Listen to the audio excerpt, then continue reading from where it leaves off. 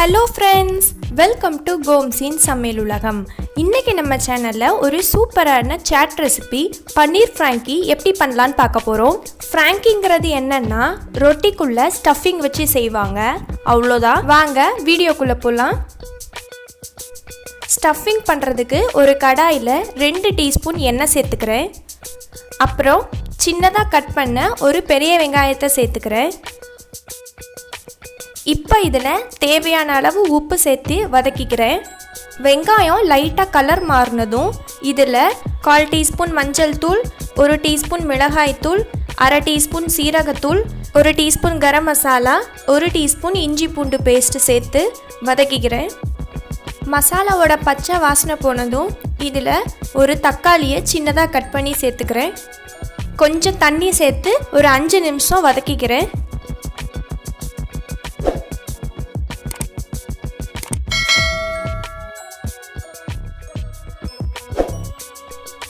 தக்காளி வெங்காயம் வதங்கினதும் இதில் 200 கிராம் பன்னீர் சேர்த்துக்கிறேன்.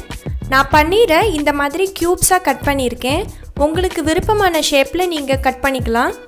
பன்னீர் சேர்த்து நல்லா மிக்ஸ் பண்ணிடலாம்.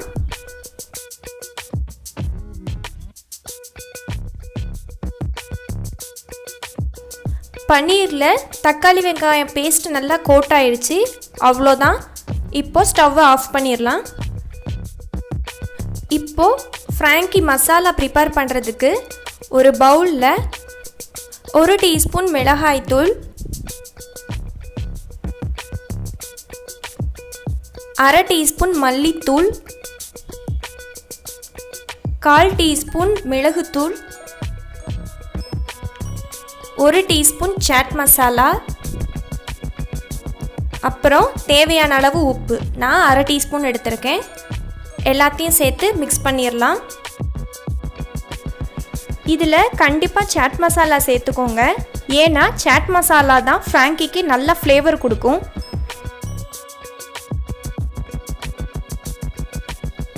அவ்வளோதான். ஃப்ராங்கி மசாலா ரெடி ஆயிடுச்சு. ரோல் பண்ணுறதுக்கு நான் இந்த மாதிரி மைதாவில் சப்பாத்தி மாதிரி செஞ்சு எடுத்திருக்கேன். நீங்கள் கோதுமை மாவுலேயும் செஞ்சு எடுத்துக்கலாம். இல்லை மைதா மாவு கோதுமை மாவு ரெண்டையும் மிக்ஸ் பண்ணி சப்பாத்தி மாதிரி செஞ்சு கூட நீங்கள் யூஸ் பண்ணிக்கலாம். இப்போது ஃப்ராங்கி ரோல் பண்ணிடலாம். ரொட்டியில் அப்ளை பண்ணுறதுக்கு நான் டொமேட்டோ சாஸ் எடுத்திருக்கேன். நீங்கள் டொமேட்டோ சாஸ் தான் யூஸ் பண்ணணும்னு அவசியம் இல்லை. மயோனைஸ் கூட அப்ளை பண்ணிக்கலாம். இப்போ இதை ஸ்ப்ரெட் பண்ணிடலாம்.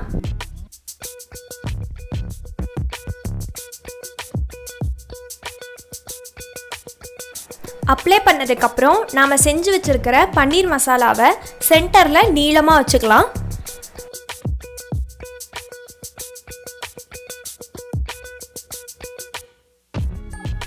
இந்த மாதிரி வச்சுக்கோங்க. அப்படின்னா தான் ரோல் பண்ணுறதுக்கு வசதியாக இருக்கும்.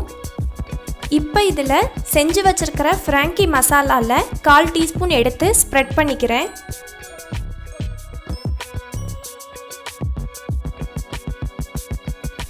அப்புறம் கொஞ்சமாக நறுக்குன வெங்காயம், நறுக்குன கொத்தமல்லி சேர்த்துக்கிறேன்.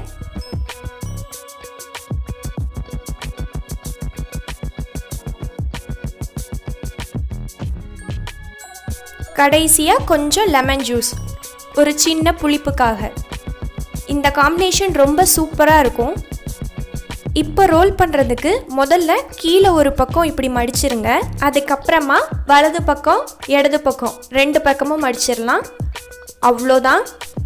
இதை சீல் பண்ணுறதுக்கு நான் இந்த மாதிரி அலுமினியம் ஃபாயில் எடுத்திருக்கேன். நீங்கள் டிஷ்யூ பேப்பர் கூட எடுத்துக்கலாம். அதை இந்த மாதிரி பாதியில் வச்சு 2ஆக மடித்து வலது பக்கம் ஒரு தடவை இடது பக்கம் ஒரு தடவை மடிச்சிட்டா முடிஞ்சுது.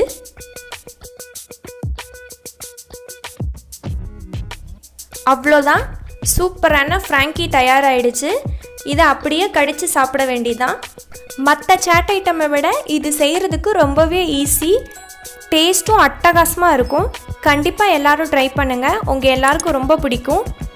உங்களுக்கு இந்த வீடியோ பிடிச்சிருந்தா கோம்ஸ்'N சமையல் உலகம் சேனலுக்கு சப்ஸ்கிரைப் பண்ணுங்கள். அப்படியே அந்த பெல் ஐகானையும் கிளிக் பண்ணுங்கள். தேங்க்யூ ஃபார் வாட்சிங்.